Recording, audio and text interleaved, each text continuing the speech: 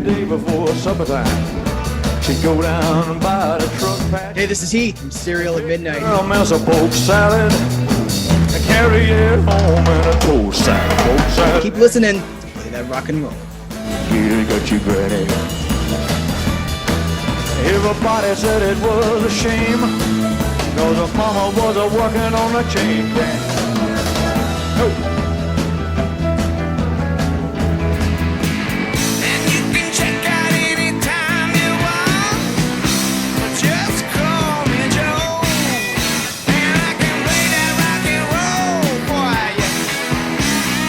This is not a test, this is Play That Rock and Roll. I'm your host, Joseph K., and like the song at the start says, just call me Joe. Today we have a guest, and he is a fellow content creator. Heath Holland has hosted the YouTube series Cereal at Midnight for the past 5 years, and he recently surpassed the 25,000 subscriber mark, which is not easily done. So I thought this would be a good opportunity to have him on as a guest so we could talk about his show and the success he's enjoyed with it. Cereal at Midnight is a celebration of all things vintage pop culture. Movies, music, comics, books, food, travel, and even more.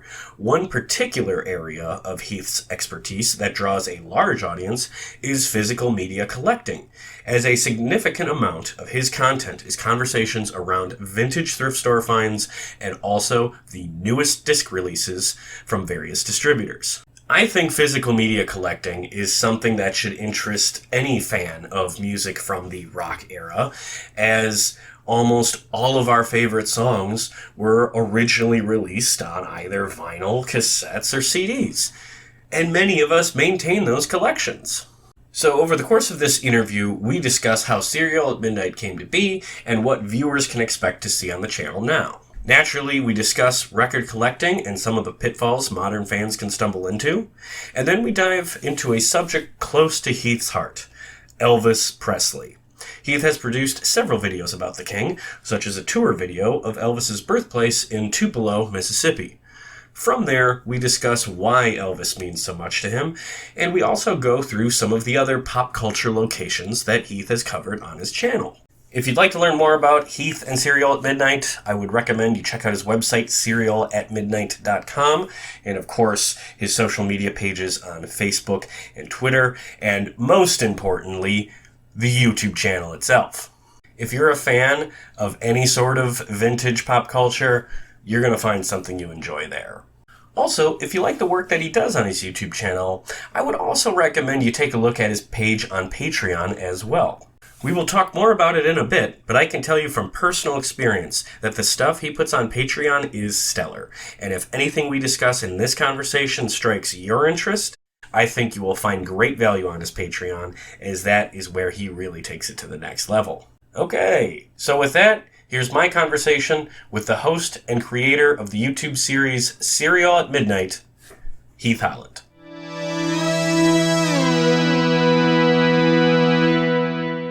Have you ever put out a video that have just got a much bigger reaction than you were used to and saw a big growth as a direct result from that? There have been a few, but I've never really had any viral hits or anything like that. I did a video once about, I did a video about Robert Johnson and the Crossroads, and I literally did that. I know you might want to talk more about that because you're such a music guy, but that was like, it was a Tuesday or something, and I was like, I just need to get something up today. And so I just I can bang this out pretty quick. And it was like a 30-minute kind of a thing. And I put it's been a while since I watched it, but I think I put in digital map images of where what it looks like from the street view of Google Maps or something like that. But it came together really quickly, and it was just to fill a slot. And that video has it's coming up on 400,000 views or something like that. I'm like, wow, the thing just took on a life of its own. But that's the only one of those that I have. Everything else is just slow organic growth, really. If it's a bigger hit, it may have 30,000 views or something like that. But I don't have, you see these TikTok accounts that, millions of hits in the space of 2 days. You're like, how on earth do you can't chase it. You can't manufacture it. You just get lucky. And I haven't really had that happen. So Do you ever see those on Facebook mobile, those freaking reels of just the most clickbait, just garbage content, and then in the corner, and it's probably a fake number, but it's always like 1.7 million views. yeah. And it's just like, anybody can make this. How does anyone want to watch this? Yeah. Chasing what people want is maddening. But how did the idea for the YouTube series Serial at Midnight get started? Because I know you did writing before that, but how did you make the transition from like written content to video content? I felt like there was an audience that I was not reaching, and I was looking for the platform to do that. And I had come from podcasting way 2007 to 2009 is when I was podcasting. Whoa. Yeah. And it really, like, I don't, like, so many people started podcasting and they're like, I've been at it for 6 months. And I'm just like, yeah. And like, podcasting was huge in 2005. And I was just, so 2007 to 2009, I did it, and I was like, well, I'm kind of done with that. Like, it's okay. But what I liked about YouTube was that it's a visual medium that anybody can play on, and podcasts have their strength, and I appreciate that strength. But with YouTube, it's a smaller format. I say this even though I just posted like an hour video, but it should be a smaller format for getting casual engagement, finding people, finding and helping people to find you. So I was like, I want to do that. And I had people that I watched. I was like, I could do that. I'm a charismatic guy. I could talk about something here. And so I started to, I don't know. There's no like, I can't easily be like, well, here's the moment, but you just start to slowly transition. Well, this was an idea for an article. Let me see how it plays as a video. And some of those fell flat. I tried to chase, when Stranger Things was huge, I tried to do a Stranger Things video thinking like, this will really bring him in. And it's one of the least watched things that I've ever made. And I put so much time into it. And I was like, I just wasted my time. And I didn't even believe in it's not that I didn't believe in it, but it wasn't me. It wasn't necessarily my voice. It was me trying to chase something. So I just kind of like, I'll just be myself. I'll talk about the things that I love. And I still write. I still have that aspect of the site. But I also, I don't know, I think it's important YouTube is an important platform for, in a way that TikTok or something like that is not, where you can really just see somebody, connect with somebody. You can get to their heart and you can look in their eyes, and if you're just dumping, shaving cream on yourself or whatever, then that doesn't matter. But if you're trying to connect with something and like build an audience, that's super important. Being able to look somebody in the eyes and see that they care about what they're talking about. Absolutely. Oh, well said.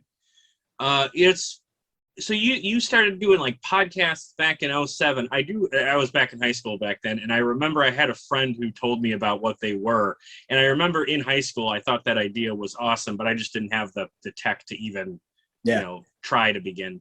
What sort of podcasts did you do? Essentially the same thing that I'm doing now. I was the co-host called Geek Brunch, and we talked about movies and music and comics and sometimes food. So basically the same thing. Yeah. Oh, that's awesome. It's sort of funny. I guess we have sort of a reverse thing, because I had a different YouTube channel that I tried really hard at for like 10 years, starting around 2009. And when I finally started making the content I was really happy with, I realized it was like long form and it would get copyright strikes all day. And I think I just figured out that like YouTube's not really the right fit for the stuff I'm trying to do. So I've moved over to podcasting, which has its own challenges, but I also try to maintain, piggybacking off what you're saying about YouTube, I try to maintain a pretty good presence on YouTube, because I think of all the social media sites, it is the one with the most value.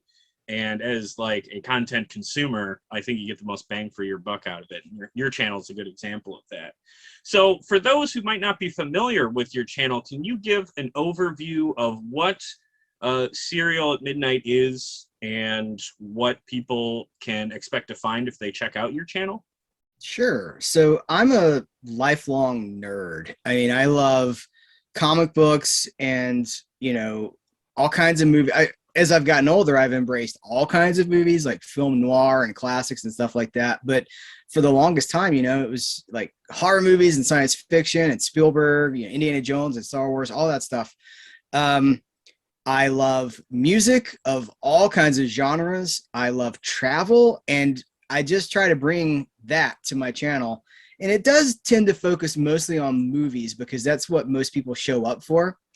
But that's not my only interest. But and it kind of takes the form of physical media too. There's a lot of talk about discs and new disc releases, even though, as I try to say this as often as possible, and I probably don't say it enough, but for me, the disc is the delivery system.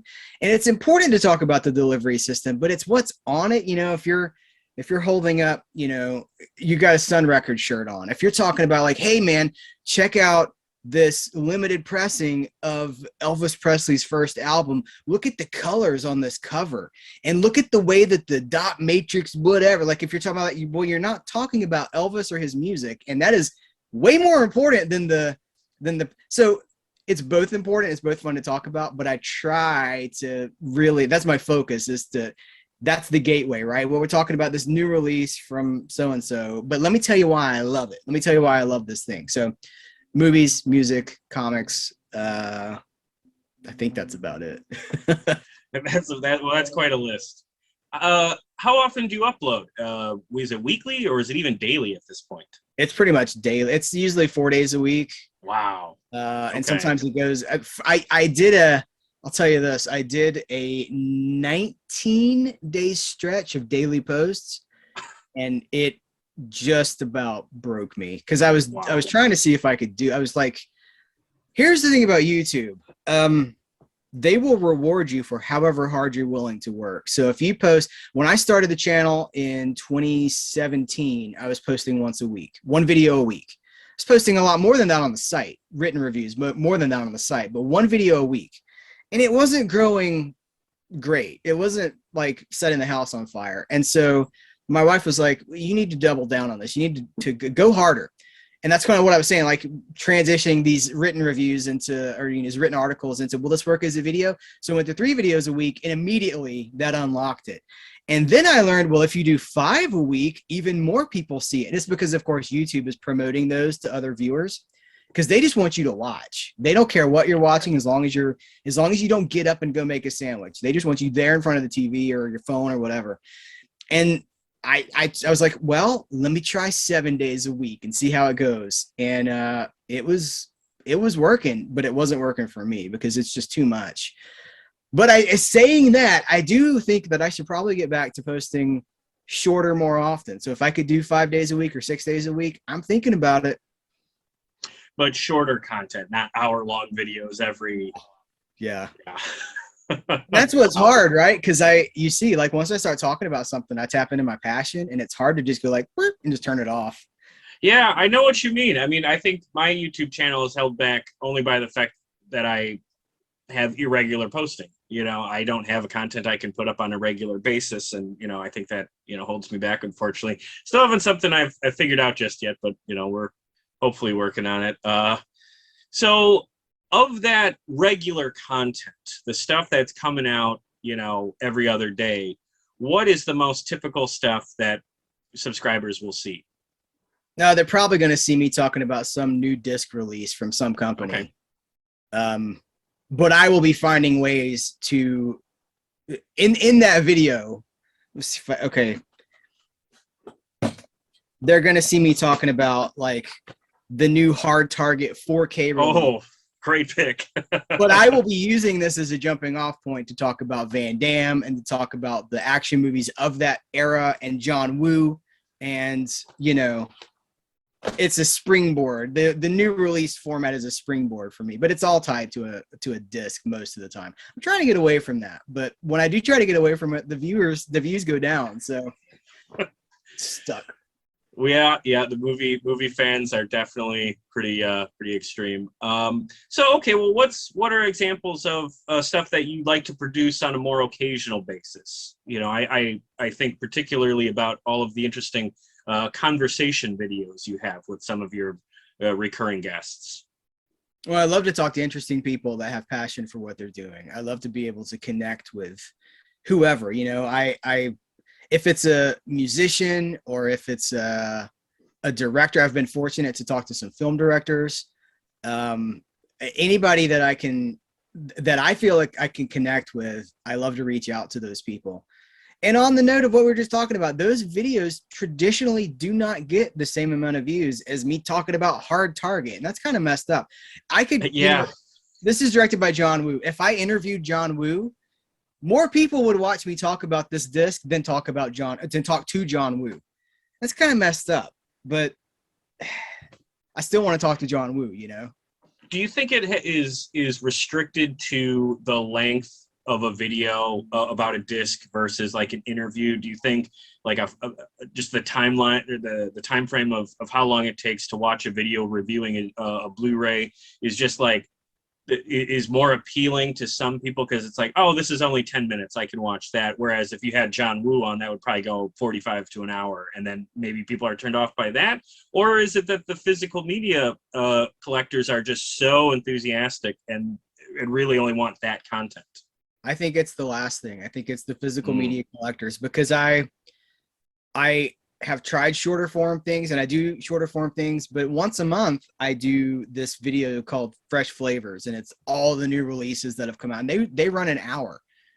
Sometimes they run a little bit more than an hour, and those are some of the more high performing videos that I do. So I think that it's I'm trying to think how to say this nicely. I think the audience wants to see what they could be buying and what other people are buying more than they want to see people talking about how that stuff is made. We are a fairly consumerist society. Yeah. And it's not a problem until it is a problem, until no one wants to talk about, when you're the guy that's like, well, you bought 100 things last month. What have you watched and what did you enjoy? And when that question can't be answered, then you're like, seems like the priorities about it are out of order. But oh, I hear that for sure. We'll circle back to that shortly. Okay. But let's talk about real briefly one of the secret weapons of Serial at Midnight. Not so secret is, of course, your Patreon and your big backlog of videos that are on your Patreon account. I am a subscriber. I love the content you put up there. For people who are, thank you. Oh, absolutely. I'm happy to. For those who might be interested in going even beyond your YouTube channel, like talk about the sort of videos you like to put up on your Patreon and what makes those videos special. Patreon is usually the real unvarnished me, grumpier, more blunt. I mean, it's true, right? Because one of the things I realized when you make a video for YouTube or if you're podcasting or whatever, you need to you got to turn it up a little bit. So instead of you're like, hey guys, like right now, I'm just like, hey, but on Patreon, I can just be more like, hey, did you guys see the thing that happened last week with blah, blah, blah? Like, what's that about? That's weird. And I can't do that. I could, I guess, but I don't want to do that on the main YouTube channel because it's inviting a different kind of conversation. And I feel like I've been trained, and I just know, like when I've tried to do that, there are certain things you just can't do on YouTube without, when you're dealing with just anybody, I feel like the people who come to Patreon are the more dedicated, thoughtful, interested audience. And so they're there because they want to know what I think about things, whether it's positive or negative. So it's more blunt, honestly. It's just more blunt. And I can complain about things over there, but I also do my collection videos over there. I do collecting talk over there. I do my music coverage usually there, because when I try to talk music on the main channel, it's just crickets. The people just don't seem to, which is heartbreaking for me because, I'm a huge vinyl collector and vinyl fan and music fan. And when I go get, I had this great experience last year when my record store was doing all these sales, and things weren't, they were doing dollar sales and things weren't selling. And they were like, you just like, I walk in, and it's stuff like, stuff I'm interested in the 60s, 50s, 60s, and 70s. So, like they had like original pressings of Love and Spoonful. And I think there was some Dylan in there, and they were like things that shouldn't sit in a dollar bin in good condition. And they're just sitting there because the people don't want them. They want like, I wanted the Nirvana album for, they want the $30 vinyl.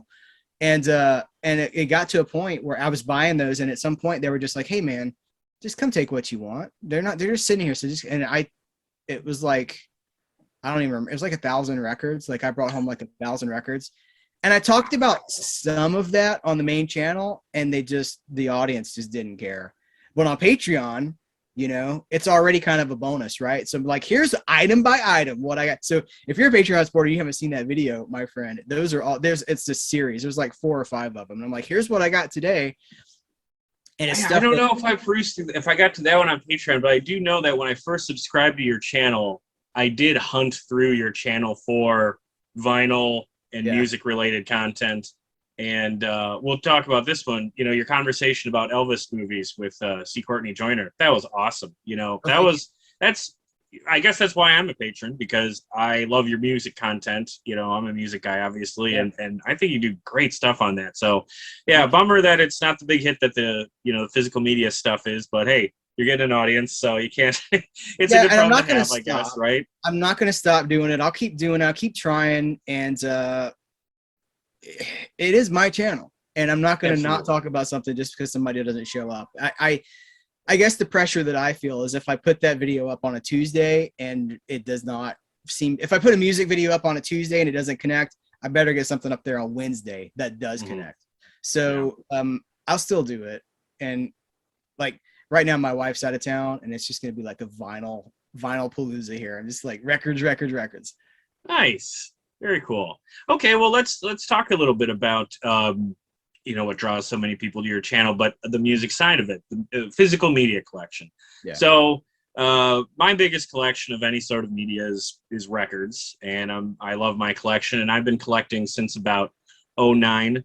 How long have you been collecting records? All the way back since like when you were a kid, or is that something you got into? Okay, so what can you tell people who might be new to record collecting about how to start and then maintain a worthwhile record collection?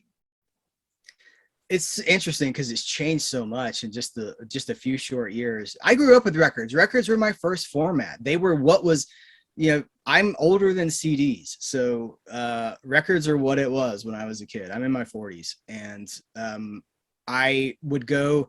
I tell this story, like when I was in high school, I got my driver's license, and after high school, I would cruise by the thrift store on the way home from school some days and go crate diving, looking for old records. And I was looking for Dylan, and I was looking for, stuff like that. And you'd find it, and it'd be 50 cents, it'd be $1, because people were transitioning to CDs.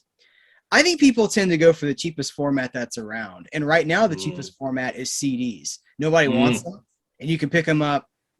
They're going up again. I think they've hit the bottom, and they're starting to go back up in value. But for a while, I mean, it was just like they're going in the dumpster. I get reports from people telling me that CDs get like they don't sell, and so these thrift stores just trash them. Like they take them in the back and they just like put them in a trash compactor. I'm like, that's horrible. That's destroying art, But I guess if nobody wants it, I don't know. What do you give it to? Like, how do you get rid of it? But I would say you go to thrift stores, but then a lot of the stuff isn't really showing up at thrift stores anymore, and it's showing up at the boutique record store. I was telling you, my record stores, they didn't want the stuff, right? The people that were coming in and buying it didn't want classic stuff. They wanted, like, do you have the new Chris Stapleton on vinyl? That's what they want, and I can't blame them.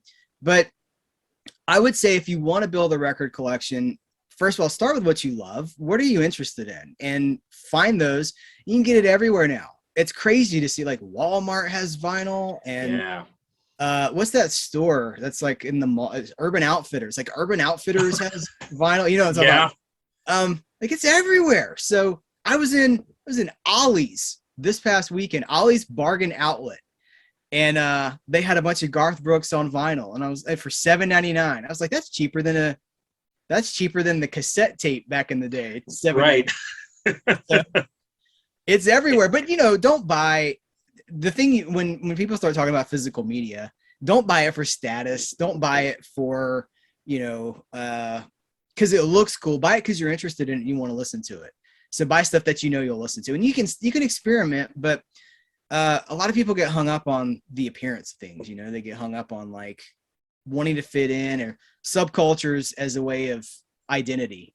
Do you think people get hung up on the idea that like, oh, if I get this limited release, this will be worth something in 10 years and I'll sell it on eBay for twice as much? Yeah, they for sure do. And they may be able to sell it for twice as much, but the odds are probably not. Collecting for value is very problematic and going to lead to heartbreak. It really is. And, you know, it's kind of a problem in all areas of media, the collecting for value, because then you see, you know, when I do go into thrift stores, sometimes I see those guys with the little things on their phone. They're like, bloop, bloop, just scanning all the UPCs. I can't stand that. Yeah. Somebody might want to read that or watch that or listen to that and just enjoy it and not like make a profit off of it. Just flipping it. But yeah, it's a whole other thing. Vultures. Buy what you love. Yeah. Okay. Very good. Okay. So when it comes to your record collection, if it's the same album, do you prefer to find something that's back from its original run from back in the day, or a remastered re-release that you would get out of a store like Walmart? I prefer vintage vinyl, and I have had bad luck with new vinyl because they don't press things very well like they used to. I have a ton of pressings that are brand new that skip. They come dirty. Mm-hmm. And then a lot of remasters. Okay, even with CDs, you know, I just picked up the Beach Boys did a re-release in 2021 of a couple of their albums, and it's a Feel Flows box set, and it's Sunflower and Surf's Up, I think is what it is. And I have the original CDs for those, and the new ones are so loud that they distort on every speaker that I've listened to them. Oh, earbuds, stereo systems, they clip, they peak and they clip. And I never had that problem with the old ones. And I'm seeing that a lot with more vinyl as they want to make it louder, but it's the loudness wars that people talk about. So I'm a fan of vintage, and also I don't like paying $30 for a new album. If there are, you know, Fleetwood Mac kind of had a moment a while back because of Guardians of the Galaxy and stuff like that, and everybody was looking for like Rumors and stuff like that. And there are how many millions of copies of Rumors out in the world? Don't go buy another, like, save the landfill, you know, like they're just going to end up in a landfill somewhere. Just go pick up. Now you got to find one that's in good shape, and that can be tricky. And if somebody's trying to sell it for $100 or something like that, I don't do the value thing. I'll just try to find something that's very good plus, very good plus, and just, I want to listen to it. That's all I want to do is I want to listen to it. So I'm cheap. That's the secret. Is I'm cheap. Absolutely. I second that. Well, let's talk about affordability when it comes to records in particular. And I got to say, I'm starting to notice this with tapes too. You know, when it comes to collecting records in like the last 10 years, did you notice the same insane price jump from even value priced records from like, say, 10 years ago to now? Yeah, for sure. It's and super is that sort of made you less inclined? You know, does that damper your, you know, joy of collecting records? Well, I don't know. See, I have most of what I want. And I was telling you, like, I brought home 1,000 records, you know, like, and for free. Yeah. So I haven't really ever been like, I want this, and I'm not willing to pay this for it. Like, I'm just not in that position. I got, you know, now there's things I don't have. I don't have most of the Beatles stuff. I wish that I did, but I don't have. There's a sad story too there. At one point, I walked away from a lot of physical media, and I took.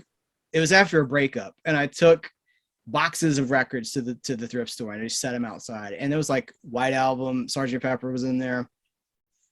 You look back and you're just like, what did you do that for? But I have most of what I have some Beatles, but like anything that I think of, I bought it 25 years ago or 20 years ago. So I don't really have to deal with that. But then there's other things that I'm curious about. And I see, you know, one of the things that helps though is I've got a great record store, and they price things to move. And because I'm an old fogey, and again, the people shopping at the record store are not looking for what I'm looking for. So like I picked up the first two Dick Dale albums, the surf guitar Dick Dale. I think they were $7 each, and I'm like, that's not what that would go for in any other shop. And they're in great shape, Right. no skips, nothing like that. So I'm just not like, I don't think they're selling, you know, they're selling to kids, really, is what they're selling to teens and 20 somethings. And the stuff that I'm interested in, I don't have to pay that much for if I want it. So, Yeah. and I wouldn't. That's the answer. Is I wouldn't do it. I wouldn't pay. Like, what's the most you would pay for a record? You personally? That's a good question. I mean, I think, I mean, for something that's not like signed, if I remember correctly, I think the most I threw down for was I was at a record store that was closing, and they had some really nice condition original runs of some Ramones records, and they were like $25-$30 a piece, and I had never seen these records anywhere, and they were in great condition, so it was just like, okay, someone else is going to buy them. They're discounted anyway. I mean, they're originally like 70, so. But yeah, about 20, you know, if it's a special situation, maybe $30. Yeah, that's pretty much where I'm at. You know, there's a series out of I guess it's Europe. I want to say it's like Germany, but there's a series of bootlegs called Twist and Rumble, and I think there's 9 or 10 volumes of them now, and it's early psychobilly and rockabilly and like really twisted stuff. Like, it's strange stuff, and the covers have nudity and stuff. Totally unlicensed, completely unlicensed, and they're hard to find here. And I paid, I think, $20 each for the first 5 or 6 volumes. And I was like, where else am I going to see this? You know? That brings up a whole different topic that I don't think we have time for, but I wonder if at some point in the future you'll do a video about the insane world of bootleg physical media. I saw your video about how to spot an eBay fake, and that was great. But you know, you're touching on something where I would go to record shows where, you know, vendors come through and, you know, they have a hall and then they're all selling records, and, you know, all the most expensive stuff is always these unofficial bootlegs. Mm-hmm. And you know, I could never afford them, but that's its own, you know, sub genre of stuff. Let me ask you a question this, and I'm curious because you're, you know, a huge music guy. I assume, I mean, have you embraced digital as a, like, not necessarily streaming, but like the MP3 format, or do you have to have it on that piece of vinyl? I really despise Spotify and streaming. It doesn't work for me. I hate the ad aspect of it. Can't get into it. But so to counter that, I'm old fashioned. I have my iTunes with MP3s, and I listen to so much of it off my iPod. Like, I'm the only one of my friends that has a separate iPod, you know, from their phone anymore. Well, so yeah, I my iPod died. I had the nice one that had it was like 156 gig maybe, and it died. Yeah. No, it was 250. I had the 250 gig. Anyway, I'm with you. And so that's kind of a lead into my follow-up question is, like, when you see some of this stuff going for, you know, like some of these bands will put out, it's like copyright protection stuff, you know, so they'll release, like, here's everything from 1971, and you can only buy it between midnight and 2 a.m. at this website. You haven't seen that yet, but okay. So no, I'm not a like day of release kind of guy. I usually find stuff way after the fact. The reason they do that is because if you have material that you're not monetizing after 50 years in the UK, it slips into the public domain. So that's why I'm trying to, like, last year, 2021, there was the Beach Boys thing I was talking about. I think Dylan put something out. Zeppelin, I think, put something out. All these bands, Elvis, you know, they put out a bunch of Elvis recordings from his Vegas residency because they want to keep him in copyright. But the way so they'll put out like a small box set, but then they're like, but if you want everything, it's on iTunes for 2 hours or something like that. But then, you know, Frank Beaselborp from whatever hotmail.com will just rip it or just put it up on a blog. Those South American blogs with everything. It's all It's all in the South American blogs, digital format. You like, hey, I don't have this rare like T-Rex demo from whatever, and it's on some South American blog, and you just download it. You don't even have to register. You just click it and it downloads. I have found so much music that way. So why would I pay $500 for something when I can just go click it and have it? Man, of all the things I didn't expect to talk about today, you've just totally brought up how I have a huge part of my music collection. Because, yeah, a bunch of them are straight up out of print. You know, only maybe a couple of songs are on YouTube, but not the whole thing. And, yeah, Spanish language blogs. It's fandom meeting the need in fandom, which is great. Yeah, right. Well, you know what? I mean, it keeps the music alive. And at this point, for legacy artists, I'm for that in almost any way of doing it.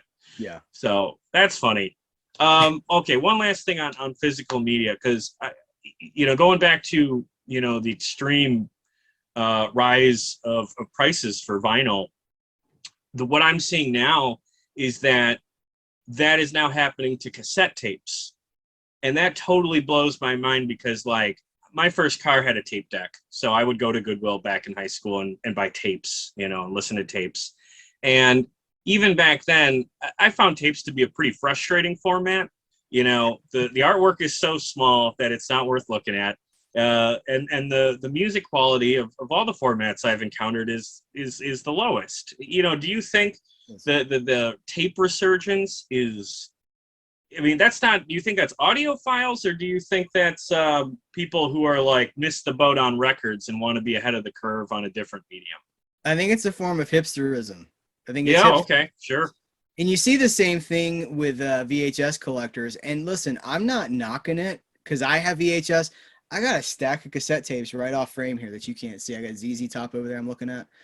I have this stuff, but there's no argument that it's a better experience. It is the worst experience that you can have. A VHS tape or a cassette tape. My first car had an 8-track player. There you go. Oh. 1974 Chevelle with an 8-track player in the glove box. Okay. It is, I think it's just about like the image of like, I'm connected to it. I'm old school or whatever, but it's about the appearance, right? Because it's not about the music for sure, because you're not hearing as much of it as you would or you should. But then, it sells. So I guess I wonder how artists feel about it, really. I know they want to make their money. Yeah. But like, Kiss will sell anything. But did Gene and Paul really, do they want their music to be heard first on a cassette tape? Is that how they want their music out there? Or would they rather people hear it like, Well, think of a guy like Neil Young, who is so fixated on audio quality. Yeah. I can't imagine. I mean, if you told Neil that, his, Harvest tapes are going for like $15 a pop, he would just roll his eyes, Yeah, it's a very weird resurgence and one I'm hoping to avoid. And I hope it goes away. I hope that one, people forget about tapes, but I think it probably, okay. It's like a badge, right? It's like I got the thing, I got the original thing, the old school thing. But yeah. If you're like holding on to them from when you were a kid, that's one thing. I think there's also a point of pride, when you were a kid, if you had a tape and like wore it out, because you loved that material so much that it was like, this tape totally unusable because I listened to it so many times. I have faint memories of doing that a couple of times, but how that would play in 2022, I don't know. But okay, interesting. Maybe you have the tape of the new band, but you don't listen to it. Maybe that's the thing. Are people listening to it? I don't know. Yeah, like it's a decorative piece or something. Yeah, and then at that point, you've just so totally lost the plot when it comes to art itself. You're using one form of art to serve as another form of art without engaging in that original form of art, right? Right. That's right. Yeah. That is right. You get it. That's right. Oh, thank you. Let's circle back to, you started to talk a little bit about Elvis, and I know you are a big Elvis guy, and I just watched your interview with that film historian C. Courtney Joyner. Great conversation about Elvis movies, which is a topic I've always been curious about. I've never watched any of them, but I'm definitely interested in seeing at least a couple just to get a feel for like what that scene was. So kudos on a real good video there. Can you talk about, let's see here. Let's compare sort of appreciations for Elvis, because I'm going to tell you what my understanding of Elvis was, and then I wonder if it mirrors how you grew up with him. My original understanding of Elvis when I was a kid came from cartoons, paperback joke books, like sketch comedy, and it was all one thing: big, fat, drunk, pathetic, past his prime Elvis, died on the crapper. Perhaps the least cool musician that ever lived. The only people who liked him were my grandparents. Yeah. It was embarrassing if you even liked Hound Dog, that sort of thing. And becoming a teenager, I had a pretty strong resistance at listening to anything of his. But a couple of years ago, like I was telling you before we started, I went down to Memphis, visited Graceland, visited Sun Studios, and actually gave some of his catalog a proper listen. And it just made me sad that so much of my understanding of who this guy was framed in such a distorted way, given that, dude was legit talented and I think deserved the fame he had back in the day. Mm-hmm. I think it's just a product of when I grew up. But, when you were a kid, does any of this ring familiar to you, or did you have a different experience growing up with him? Some of it does. I'm older than you, and so I guess that there's a level of snark and irony that's in your childhood that wasn't necessarily in mine. That came along in the 90s, but I have plenty of memories before that. I remember hearing some of those songs on the oldies station when I was a kid and really liking them. And then I do at some point, both Elvis and the Beatles, I thought I was too cool for. I thought that they were stupid. And I had a friend at my first job who was like, no. Here, and he handed me some tapes. He didn't hand me Elvis, but he handed me the Beatles. And then that kind of opened up everything, because the Beatles loved Elvis. Like Elvis is the genesis, you can go further back. You can go to like blues and stuff like that. But Elvis is the first guy that was like, okay, a little gospel, a little blues, a little country, and we're going to mix all that up. And then I'm going to package this into something like you've never seen before. The moves and stuff. There's that trailer for the Elvis movie coming out from Baz Luhrmann. And I don't love it because it's bordering on hero worship and like this real artificial thing. But what that trailer does and what it looks like the movie is going to capture is like he just gave birth to this whole movement of like there was so much restrained energy. Like everybody, like there was a shock coming, and he was that culture shock. And it was the right place, the right time, the right music, the right sound, the right venue. He was polite, but he was dangerous AF. He was just really dangerous. And I went back. I didn't get in hardcore into Elvis until like 10 years ago, probably.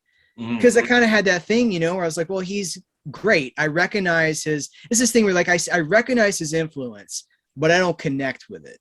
It doesn't have a lot for me. But as I've gotten older, you go back and you listen to some of those early records and you watch some of those performances, and definitely seek out some of those movies because before all the beach movies and the vacation movies and the stuff where he was kind of just phoning it in, he was something else. He was really something else. And so, yeah, it's a shame that some of these guys, their legacy. Why Elvis? Why did Elvis have that? Is it because of the Vegas years? Is it because he gained so much weight? Is it because of the jumpsuits? I mean, yeah, it has to be. And the Beatles had such a short run, they were less than a decade, and they kind of went out on a high note. Elvis didn't do that. Elvis went out on a low note. Yeah. Yeah, I think that's an unfortunate aspect of pop culture is that short run existences get amplified so much as being so much better, you know, than maybe it was, you know, not talking about specifically about the Beatles, but I think that's just a built-in unfair advantage, you know, which is weird because I would think it's harder to, you know, maintain a level of quality for over the course of like 50 years. Like say the Rolling Stones have had to do. That's I think why I've always been more of a Stones guy than a Beatles guy, but I do love both. What's your favorite? Going back to Elvis. Oh, what's your favorite Stones album? Favorite Stones album is probably Beggar's Banquet. And my favorite Stones song is a super deep cut. And I don't mean to be a hipster about it, but it's from Beggar's Banquet called Jigsaw Puzzle. Yeah. That's that a great one, album. The lyrics crack me up. I love the slide guitar. It's kind of a country punk thing, which is a little different for them. Yeah. Now, my 2nd through 10th favorite song are all radio staples, but that one just hit me a little different a couple of years ago, and that's my go-to. I love the cover of Love in Vain, the Robert Johnson song. Oh, good pick. Yeah. Okay. Same question to you. What's your favorite Stones album? I mean, you got to pick from those 4, right? I'm a big fan of Beggar's Banquet myself. I think that's a great one, but I also love, I mean, Sticky Fingers is great. So this is where you talk around it. You go, well, and then so-and-so, then Exile on Main Street's pretty good too. I'll probably go with Beggar's Banquet too, but a shout out to the earlier period of the Stones. I'm gonna Between the Buttons is a good pre-blues Brian Jones era Stones. I like that. Oh, okay. Hey, I like that, and I'll give a shout out to sort of the later era. I think Undercover from '83 is surprisingly good. Maybe my second favorite Stones song is Undercover of the Night, and there's some other bizarre deep cuts on that one too. It's not better than any of their 60s stuff, but it's a dark horse for that. It's something that deserves a second listen, I think. But sure. We can't get off on Rolling Stones topics. I'll be here all day. But let's stay on albums here, because this is another thing about Elvis that I've sort of in my appreciation for him is that it's sort of hard for me to determine, like, we're just talking about Rolling Stones albums that are like famously good. Like, I don't know if Elvis has that same sort of thing. Yeah. I think he has famous specials, right? But like, if you were talking to someone who maybe went to Graceland and came back and really wanted to get into his music, how would you direct that person? You know, would it be through the studio discography, or is Elvis a guy that you really got to appreciate in a concert, a video way? I don't see, it's neither for me. I would recommend, I would customize a playlist for somebody. I would recommend some greatest hits or something like that, because here's why. He doesn't have a great, well, I said this in a video one time and people ripped me apart. They're like, well, what about so-and-so? And like, well, that's your favorite, but that's not like his, you know, his masterpiece or anything. He doesn't have a masterpiece. And it's because he would go into the studio and just record blocks of songs. He wasn't a songwriter. And so he would have songs brought to him, and he'd go in the studio and like, okay. And I enjoy that stuff now as an Elvis fan, but like, okay, in 1972, he goes into the studio for 2 weeks and he records like 39 tracks. And then those get piecemealed out over the next 3 years, and they get sweetened up with strings and all this stuff. And that's not how anybody else was making. I mean, that's how Tom Jones was making albums like that. People were making albums like that, but that's not how the greats were making their, you know, the Beatles or the Stones or whoever. You look at how Exile on Main Street was created, where they go get this, you know, this huge house and just do a ton of drugs and write and record, move the stuff into the hallway because it's got a good sound. Like, none of that doesn't apply to Elvis.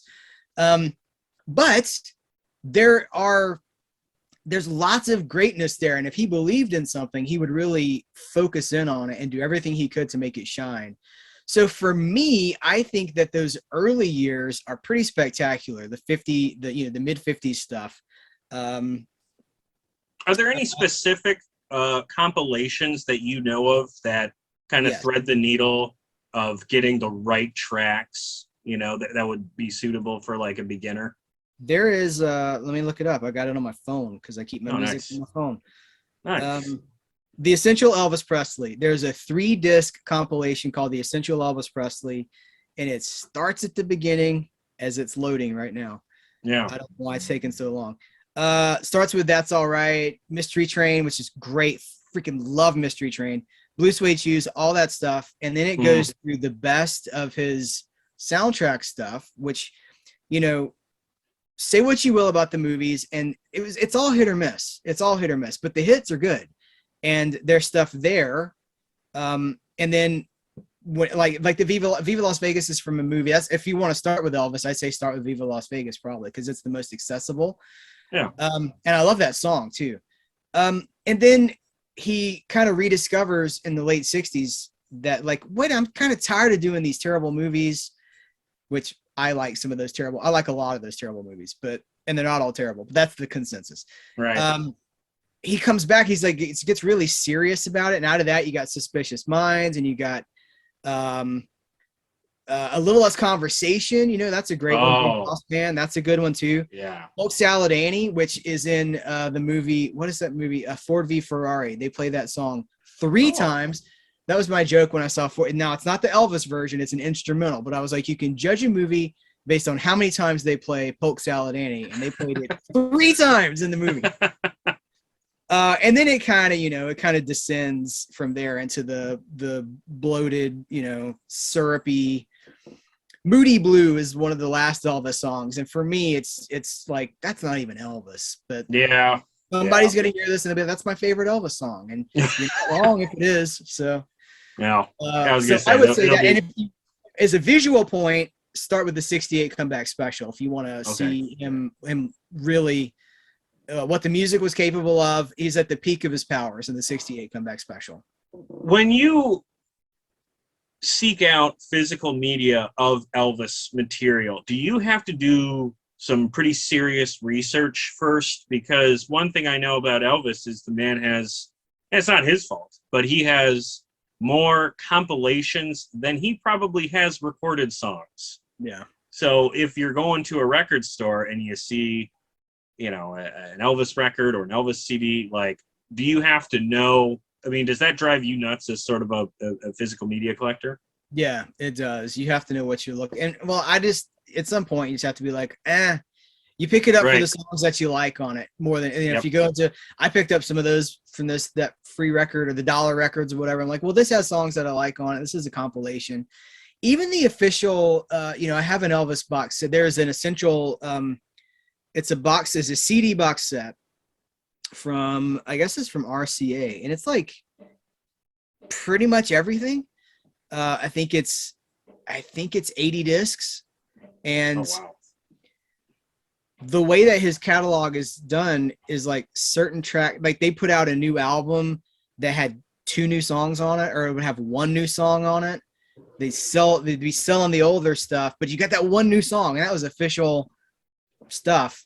And so those don't have their own representative album. They'll have like that 1 song, that 1 new song will be a bonus track on something, and so you got to find it. And so there's a booklet that came with that box set. It's not a booklet, it's a hardback book that's like 300 pages, and you just have to dig into it. And I'm still finding things. People will be like, because I did a video about it like in 2018 or something like that when I bought it, and people were like, yeah, but does it have so and so? And I'm like, I think so. And then I have to go, 30 minutes later, I'm like, I found it. It's on disc 67 as a bonus track.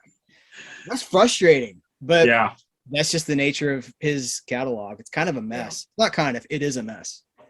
Yeah, absolutely. Okay. Let's stay on Elvis for one more topic here. One of my favorite videos of yours is when you sort of did a video tour of Elvis's birthplace, which isn't too far from where you live, I understand. Can you tell us a little bit about like what made you want to put that video together, how it came together, and that sort of experience? Yeah, well, one of the reasons is because it was close. It was like 4 hours away, 3 or 4 hours away. It was okay. We could go and come back in a day. Yeah. And we'd been before, but I wanted to do it on camera. I wanted to bring that to the channel. Yeah. And part of it is because I talk so much about movies that I wanted to represent this other aspect of my fandom.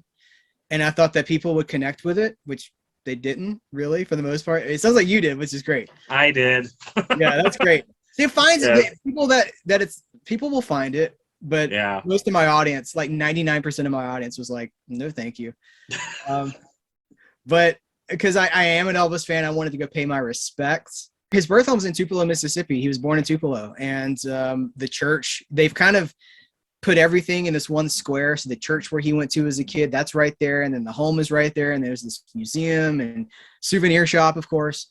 But it's cool because you get to see, and he wasn't there for long. They were there for a few years. He wasn't there forever before they moved, they moved away. But it's a holy site. It's one of those music holy sites, and I'm all about paying your respects because I think that it matters. I think that having a connection to where you're from, and as an Elvis fan, that upbringing is in everything he did. It followed him. I listened to recordings from the 70s. There was this set of like outtakes and stuff, and he'll from the 70s they've been doing them. It's those copyright protection things I was talking about, and he'll be singing a song and he'll just let it go and then like turn it into a hymn or something that he grew up with. So he carried it with him through his whole life, and I just feel like that's special. It's important. You go to England, you want to go to the places. You want to go to Abbey Road. You want to go to I know you're a Stones fan, so you want to go to the places that the Stones played or that they have a connection with. I think it Definitely matters. some jails. Yeah. Well, here's the thing. As a Stones fan, a couple of hours away from me is Muscle Shoals Sound Studio. Oh, okay.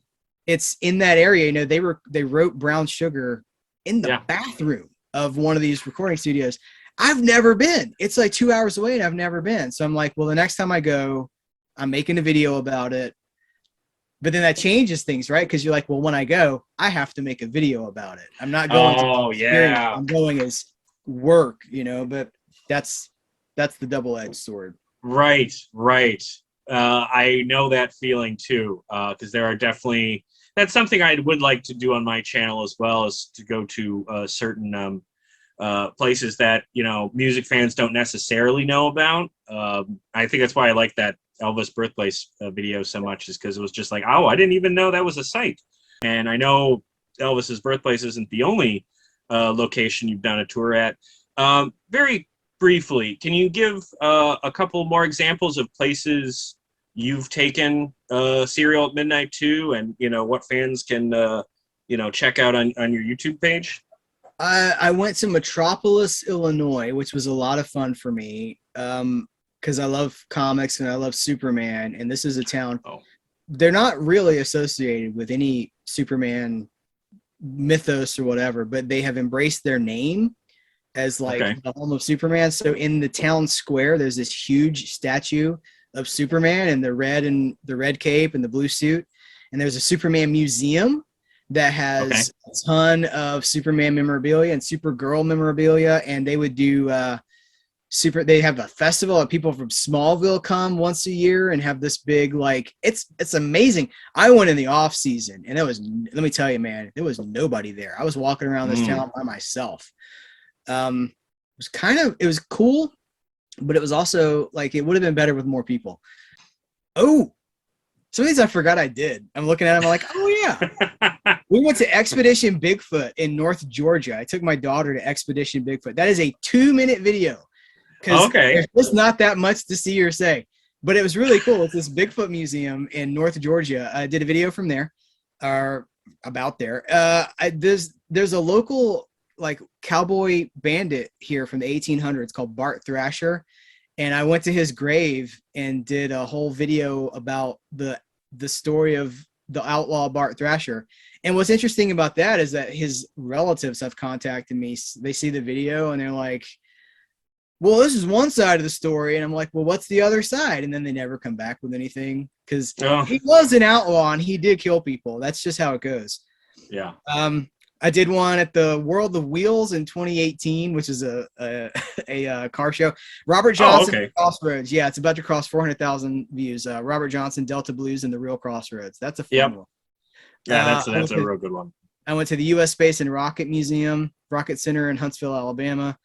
I did an opening of a Buc-ee's. I went to a Buc-ee's gas station. Oh, okay. What's the Those- appeal of that? I mean, they're massive. They're like cities unto themselves. They have like 100 Oh, okay, pumps. okay. They have full grocery store. I mean, they're like, it's a gas station that's like a Walmart. I mean, it's like the Oh, size okay. of a Walmart. And they're a Texas chain, and they are expanding further and further out. And they opened one here, and I was like, we have 2 in our state. It's amazing. Awesome. The Vegas one, the Elvis one. Yeah, that's it. I want to do one from Graceland. I want to do the Muscle Shoals one because there's so much music history in Muscle Shoals. Yeah. I mean, like Cher did albums there. Aretha Franklin recorded there. Well, there's a doc about the place, right? I think I have that. Yes. I forget what it's. I think it's just called Muscle Shoals, if I remember. Yeah. But it's Yeah. that's a great documentary too. But going back to what you were saying, you know, you being a nerd, man, it takes one to know one, and I know you are one, so I'm right there with you, dude. We're all nerds Yeah. about something, you know. We didn't Absolutely. necessarily call it that back in the day, but you may be a heavy metal nerd, or everybody's a nerd about something. Well, I mean, honestly, like sports nerds, wrestling nerds, it's all the same thing. But all right, so we'll wrap up here. What is do you have any exciting projects you can tell us about that are in the works that are coming up for you? I mean, honestly, nothing special that I can think of, just more of the same. I mean, it's continuing to try to grow and have deeper. The Elvis video that you keep referencing, the one with C. Courtney Joyner, where we talked about his movies.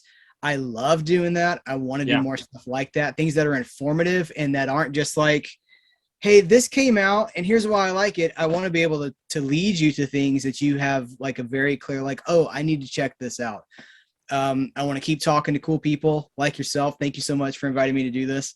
And just keep spreading the love of all the stuff. There's so much stuff out there, and there's so much snark and negativity and so much, really so much darkness out there. It's voices that are kind and cheerful and helpful and supportive are always, they're in demand. We need that. And I want to be one of those voices. So that's my goal. That's what I want to do.